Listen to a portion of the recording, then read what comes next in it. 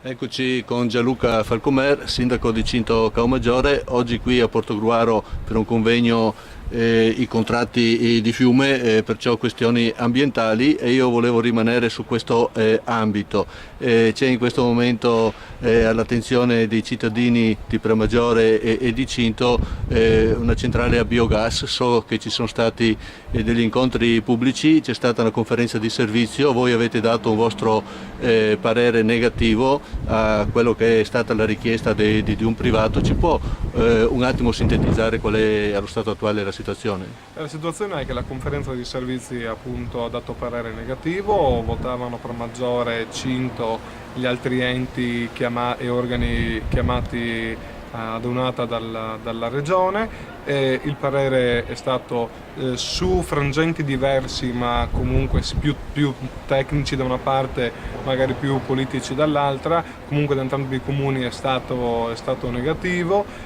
Questo non significa che la centrale verrà meno, significa semplicemente che la richiesta di cambiare gli agenti, i prodotti, la dieta della centrale non cambierà, ma la centrale, così come era stata autorizzata nel 2010-2011, proseguirà la propria attività.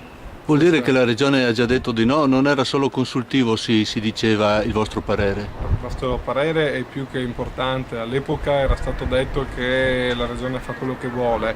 Bene, la regione potrebbe anche opporsi al parere della conferenza di servizi, chiedendo alla stessa regione come si è comportata in altri casi. Il 100% dei casi gestiti dalla regione hanno rispettato la volontà della conferenza di servizi, pertanto la regione, soprattutto adesso che siamo in campagna elettorale, dovrà spiegarci. Questa è la giunta, perché lei è la giunta regionale che deve votare il provvedimento, dovrà spiegarci se intenderà non adottare il nostro parere, quali sono le motivazioni per cui ritiene idoneo quel tipo di dieta. Perciò lei è ottimista e fiducioso, pensa che daranno il parere, visto che ci sono le elezioni vicine, faranno tempo ad esprimersi o si rimanderà il tutto? Credo che dovrebbero fare il provvedimento entro fine marzo, perché poi vanno appunto in gestione ordinaria. So che il comitato si sta muovendo, ha richiesto un incontro sia con i comuni, con i sindaci dei comuni interessati, ma anche con le autorità regionali preposte per informare la cittadinanza e sensibilizzare in particolare gli assessori regionali. Questa è una strategia importante, anche perché quello che i comuni devono fare è stato fatto, adesso spetta alla giunta. Sì, mi ha anticipato l'ultima domanda, era quella sul comitato di cittadini sorto, in cui hanno anticipato che ci saranno anche altri incontri chiedendo la presenza dei sindaci.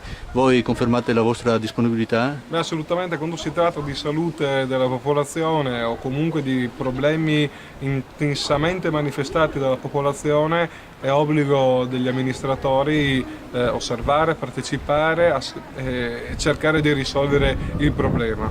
Grazie a Gianluca Falcomer.